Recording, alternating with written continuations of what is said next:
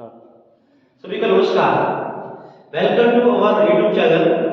मैं ललित मालिक आप सभी का हार्दिक स्वागत करता हूँ। वापिस आगे बढ़ते हैं और किस प्रकार हमने दो ध्रुवीयता का आज लेसन स्टार्ट किया था और आगे किस प्रकार आगे क्लास चल रही है, तो आपको वीडियो अंत तक देखना है। आपके एग्जाम की दृष्टि से बहुत हेल्प करेगा आपको एग्जाम में ये। तो देखिए अब आप पढ़ रहे हैं, उसके बाद में आगे क्लास है सोवियत संघ के विघटन के प्रमुख कारण।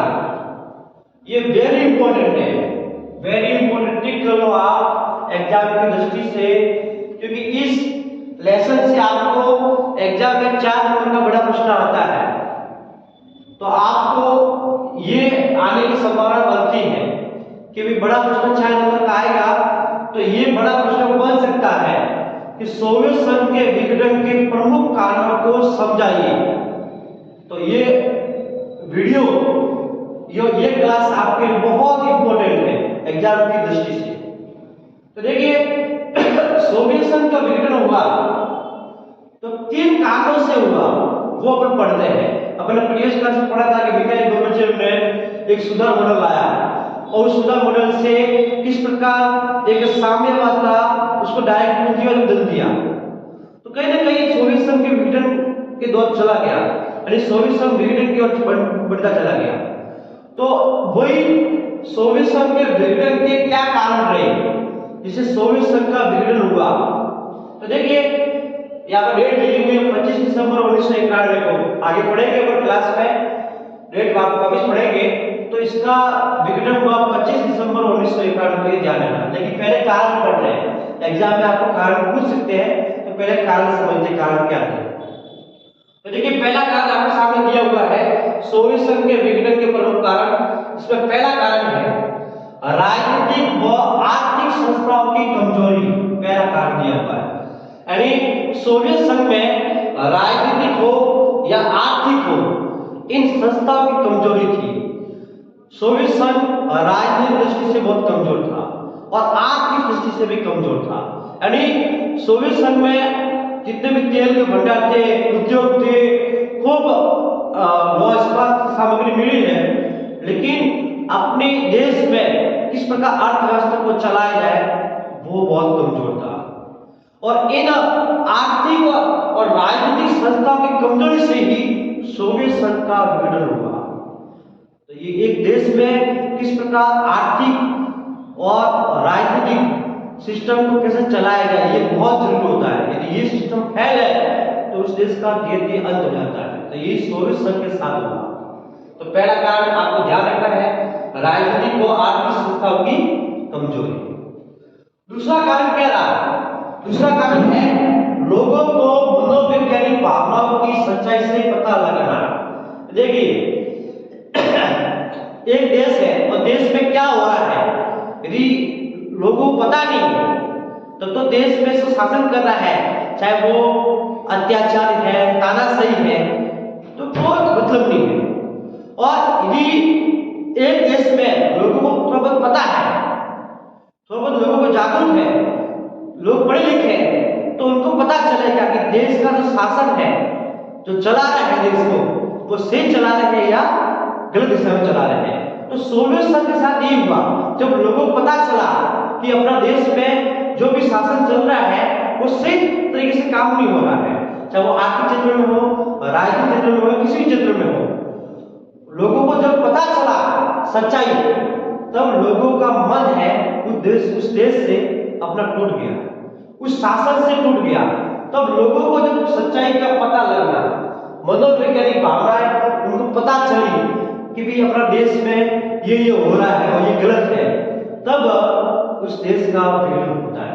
ये सोवियत संघ का विघटन का कारण भी रहा। तो पहला कारण राजनीतिक आर्थिक संस्था की कमजोरी और दूसरा कारण है लोगों को मनोवैज्ञानिक भावनाओं की सच्चाई से पता लगा। तीसरा कारण क्या है? तीसरा कारण समझना है मिखाइल गोर्बाचेव का सुधार मॉडल। आपको पता ही है कि भाई कल अपन ने पढ़ा था प्रीवियस क्लास में कि मिखाइल गोर्बाचेव ने किस प्रकार एक सुधार मॉडल लाया था। और किस प्रकार एक साम्यवाद था उसको डायरेक्ट पूंजीवाद में बदल दिया। तो ये भी एक मॉडल मिखाइल गोर्बाचेव का सुधार मॉडल था, ये भी विघटन का कारण बनता है। और जो भी सोवियत संघ जो विघटन हुआ उसका जो जितना भी जाता है विघटन का, जो एक प्रकार से दोषी बोल सकते हैं या विघटन का जिम्मेदार बोल सकते हैं, जिम्मेदार वो मिखाइल गोर्बाचेव ही था।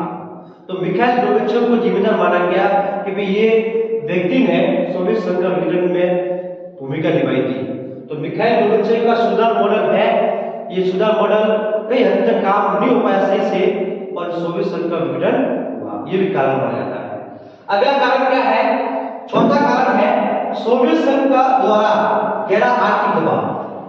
सोवियत संघ में आर्थिक दबाव आ गया था, पैसों की इतनी कमी हो गई थी, इतना उसके ऊपर ऋण हो गया था, तो आर्थिक दबाव ज्यादा आ गया और इस आर्थिक दबाव को झेल नहीं पाया और सोवियत संघ का विघटन हुआ। तो ये भी ध्यान रखना, सोवियत संघ द्वारा गहरा आर्थिक दबाव। अगला कारण है पांचवा, कम्युनिस्ट पार्टी का जनता के प्रति जवाबदेह न थी। यानी कम्युनिस्ट पार्टी है वो जनता के प्रति जवाबदेह नहीं थी। यानी आपको पता है कि सोवियत संघ में एक पार्टी थी, वो थी कम्युनिस्ट पार्टी, और कम्युनिस्ट पार्टी है वो जनता के प्रति जवाबदेह नहीं थी। और जो पार्टी शासन कर रही है और जनता के प्रति जवाबदेह नहीं है, इसका मतलब वो जनता के विकास के लिए काम नहीं कर रही है। और जनता के विकास के लिए काम नहीं कर रही है, इसका मतलब वहां पर उस देश में धीरे धीरे अंत होने वाला है। और यही हुआ सोवियत संघ का विघटन के साथ।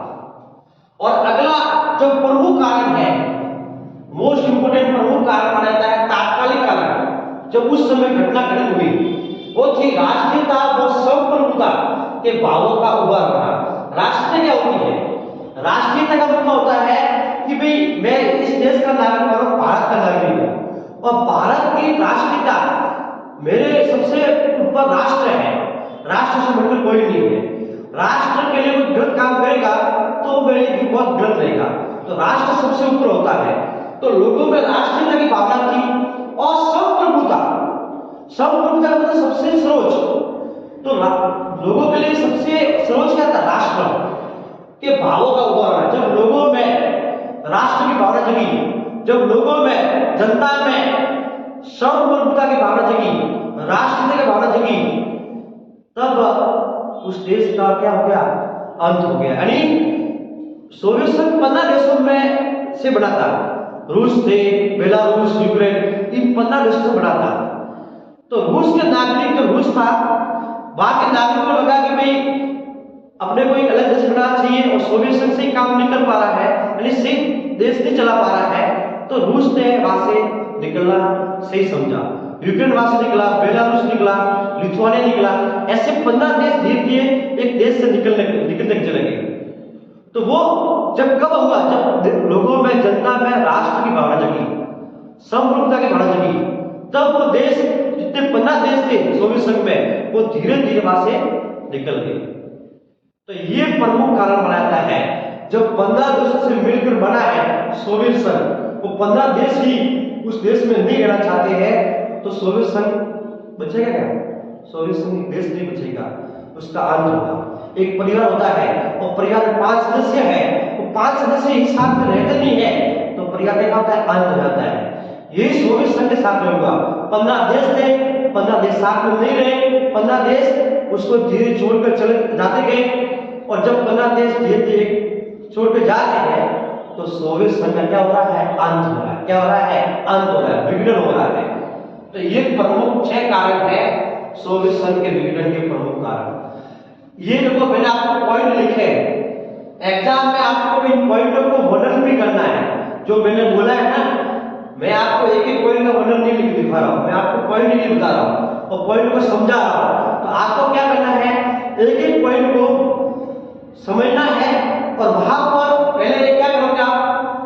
प्रश्न आ गया सोवियत संघ के विघटन के प्रमुख कारणों को समझाइए। तो पहले कारण है, 6 कारण ये दिए हुए हैं, ये 6 कारण देखिए सामने दिए हुए हैं। इन 6 कारणों को एक बार लिख दो, पहला, दूसरा, तीसरा, चौथा, पांचवा, छठा, 6 कारण लिख दिए आपने। फिर उन एक एक कारण को समझाओ। पहला कारण को समझाओ, फिर दूसरे कारण को समझाओ, तीसरे को समझाओ, चौथे को समझाओ, पांचवें को समझाओ, छठे को समझाओ, ऐसे 6 कारणों को समझाइए, तब जाके आपको सोलर संख्या विघटन के प्रमुख कारण है इसके जो 4 नंबर आपको 4 नंबर पूरे मिलेंगे। तो मैंने आपको पॉइंट लिखे हैं, आपको एग्जाम में इन पॉइंटों को समझाना है, तो आपका एग्जाम में कहीं ना कहीं आपको मार्क्स मिलेंगे। आगे हम पढ़ेंगे सोलर संख्या विघटन के प्रमुख परिणाम क्या रहते हैं। तो कारण पढ़ लिया हमने, अब परिणाम पढ़ेंगे, तो परिणाम में पता चलेगा सोल्यूशन का विघटन है वो परिणाम कैसे होगा, कितना घातक हुआ, ये पढ़ेंगे।